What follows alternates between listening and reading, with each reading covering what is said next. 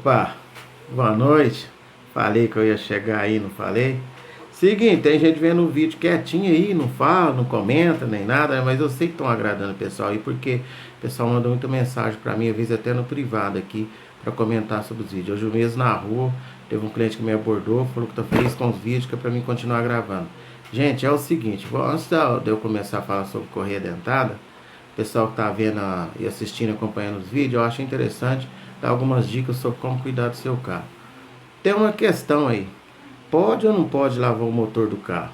Ah, meu carro tá com o motor muito sujo, eu fui na fazenda, né? Aí eu mandei o lavador lavar lá e depois meu carro deu problema. Só que tem muita gente que fala que já lavou e nunca deu nada.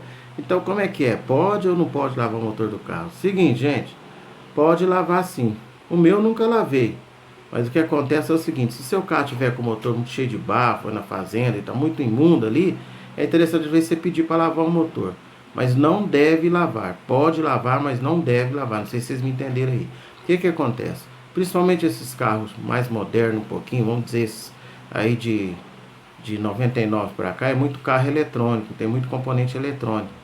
Então, tipo assim, quando você pede para lavar o motor, por mais que o lavador tenha um cuidado maior aí na hora de fazer a higienização do motor, vai acontecer o seguinte: às vezes vai água na bobina, que ela é uma bobina eletrônica, fechada, blindada, e querendo ou não, se tiver um pouco morno no motor, passa assim tipo um vapor para dentro da peça que é metálica, tem aquela lá dentro dela, ela é uma peça elétrica, e depois enferruja aquele sistema ali, tá certo? Ele vai parar de funcionar, ou dar mau contato, uma série de problemas. Vai fundir o motor? Não, não vai, mas se de repente você está adiando a manutenção para fazer mais para frente, você vai ter que fazer ela mais rapidamente aí, porque vai começar a falhar, cabo de vela tem infiltração de água, tem uns carros que tem os modos de eletrônica ali na frente também, querendo ou não, se o frentista não tiver lá um cuidado maior na hora de lavar o motor, o pessoal que está fazendo a higienização aí, ele vai bater água com muita força ali e penetra nessa central. A central é o comando, né? O módulo de injeção eletrônica. Tem módulos de ABS, tem vários comandos ali eletrônicos na frente do veículo ali, que se você jogar uma água diretamente ali, um esguincho, pode danificar. Além dos componentes, travinha de plástico, tem muito engatezinho ali que é de plástico, você pode quebrar com a pressão da água. Então, gente, podendo evitar lavar o motor, tá certo? É interessante. E se for lavar, com todo cuidado, protegendo os lugares que não pode entrar água ali, marra até uma sacolinha, grosso modo ali, para estar protegendo esse motor. Se possível, lavar com água quente, aquelas bombinhas de água quente. E quando precisar lavar, seca bem sequinho, tá certo? Depois se estiver bem sequinho, se tiver no dia de sol, procura lavar no dia de sol. E tem sol, abre o capô, deixa ali mesmo depois de passar o ar, capô aberto no sol quente ali, para dar realmente uma enxugada antes de você dar partida.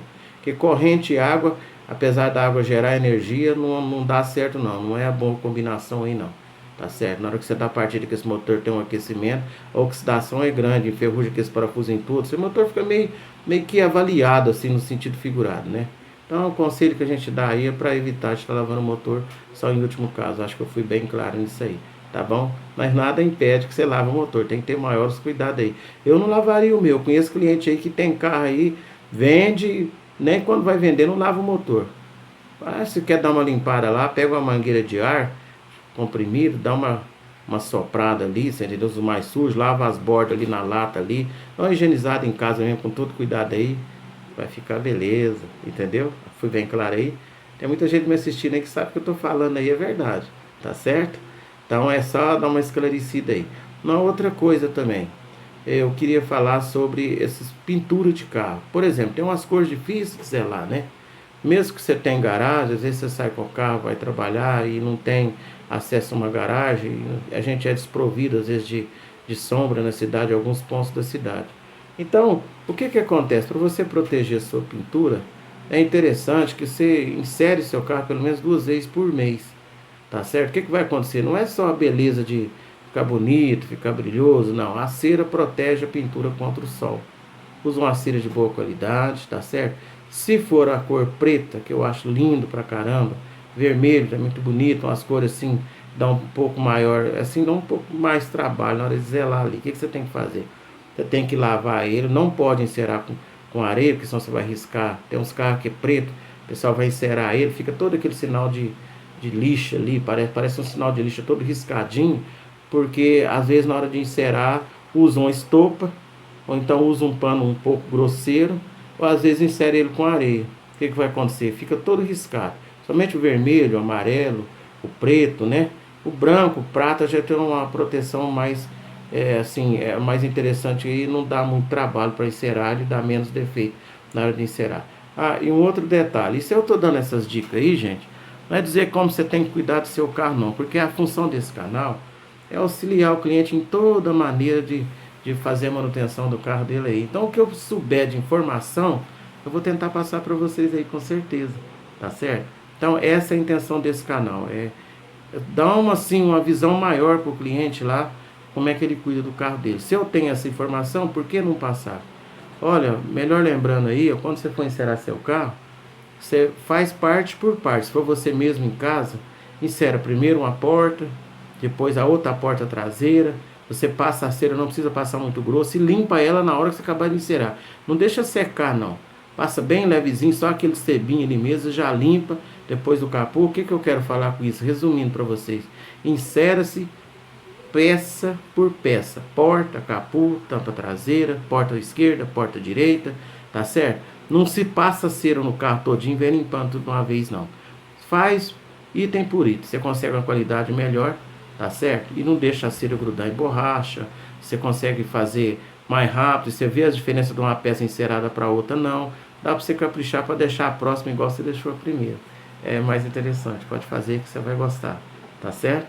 Então tem muita gente que gosta de encerar o carro e na verdade ele está protegendo a pintura, tá certo? Contra corrosão, tá certo? E quando você for lavar um carro, principalmente se ele for preto, tem que enxugar ele. Não deixa ele secar no sol. Fica todo manchado. Mancha vidro, mancha pintura, preto, vermelho. Tem uma outra cor lá. Ele é um cinza, meio café com leite. Também mancha pra caramba. Deixa aquela poça de água ali no teto do carro. Depois você mesmo enxugando, encerando, fica uma nódiazinha. Então é importante quando você lavar o carro, enxugar bem o carro, na sombra se possível. Tá certo? Não deixa ele enxugar no sol não.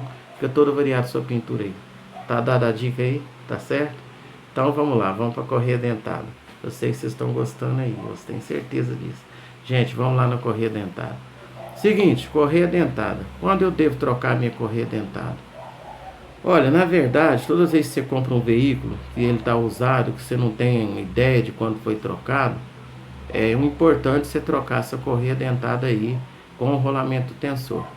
O que acontece? O rolamento tensor é um tensionador que trabalha tensionando a correia dentada ali, para que ela nem estique demais e nem fica flácida demais. Então, um tensionador, na maioria dos casos aí, ele é até automático, vamos dizer assim, né? Ele não tem lubrificação externa, ele já vem blindado com a graxa interna e roda aí às vezes 30, 40 mil quilômetros, você vê sem lubrificação. É um rolamento bem pequenininho. Se você for ver pelo tamanho dele, é impressionante o milagre que ele faz aí. Então, sempre quando vocês trocar a correia dentada, troca-se também o tensionador da correia, ou assim, a grosso modo, o esticador da correia dentada. É importante fazer essa troca. E quando eu tenho que trocar essa correia? Eu peço para trocar 2 anos ou 40 mil quilômetros. O fabricante costuma falar 60 mil, tem uns que jogam até para 70 mil quilômetros, mas isso depende muito de onde você está usando o veículo, tá certo? De repente você está usando seu veículo na estrada de terra, tá? De repente você atolou com esse carro, ou pegou muita chuva nos últimos dias, isso vai reduzir o tempo de duração dessa correia dentada aí, tá certo? Então é importante você trocar ela a cada 40 mil ou quando ela tem um uso fora do comum, ou seja, em extremidade diferente do que você está acostumado a rodar, em lugares que tem um ambiente com terra, ou com barro, ou pegou muita chuva, tá certo? Ou uma outra coisa que também não pode ir na correia dentada é quando ela tem vazamento ali no retentor, que trabalha ali no comando de válvula, no virabrequim, que essas duas peças é um dos rotores que segura a correia dentada para fazer o sincronismo entre o virabrequim e o comando. Então, emenda-se essas duas partes por correia dentada. Então, se tiver óleo nessa borracha aí, que é a correia dentada, ela vai reduzir bastante o tempo de uso dela.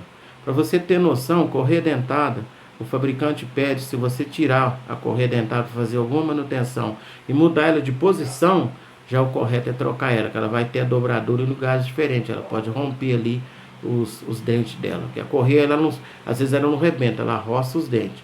E o custo-benefício é muito baixo, porque se ela chegar a roçar ali, de um valor de repente aí 300, 400 reais da substituição de uma correia com serviço, dependendo do carro, você pode chegar a 1.500, 2.000 reais numa quebra de correia aí, empenar as válvulas, às vezes até quebrar pistão. Então, gente, ficar ligado em correia dentária não é brincadeira não.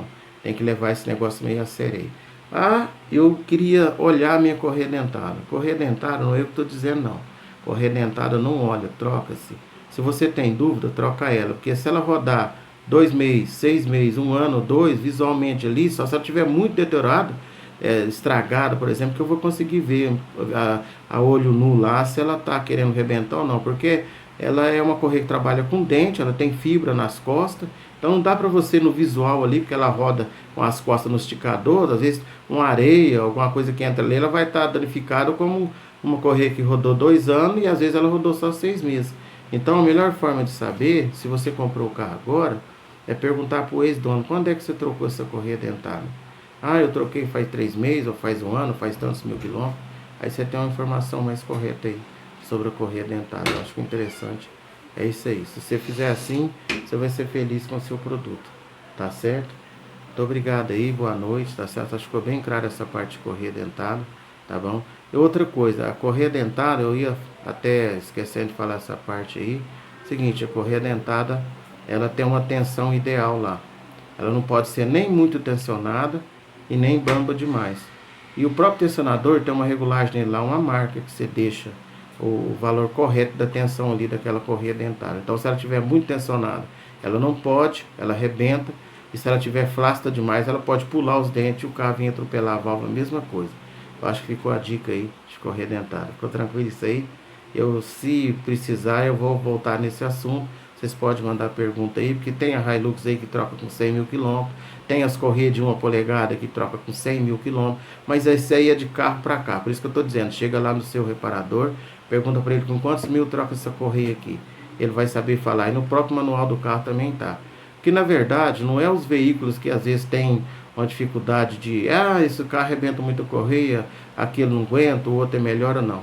Às vezes a manutenção é mal feita, é mal trocada, é mal tensionada, ou deixa flácida demais, ou usa peça de má qualidade, que o fabricante, se você ligar lá hoje, qualquer hora que você ligar lá para pegar uma informação sobre como fazer a manutenção do seu carro, ele tem interesse em primeiro lugar, até mais do que o cliente, em te informar correto, porque o produto é dele, ele tem intenção de uma boa manutenção.